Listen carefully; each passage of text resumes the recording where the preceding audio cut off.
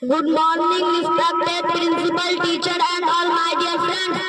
My name is Andy Faizan. I am a student of Al Jamiatul Islamiyya Al Uswatil Hasana Bargachia. I wish you all very happy Republic Day. Today is 26 January, the Republic Day of our country. This day is a national festival of our country. On this day, our Constitution came into force on 26 January.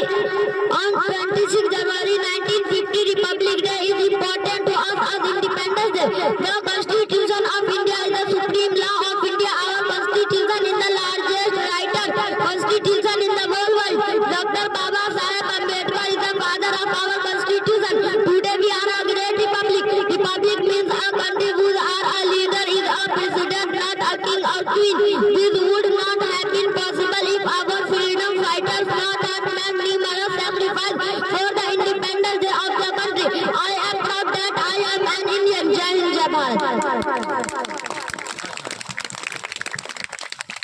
Mohtram Samain,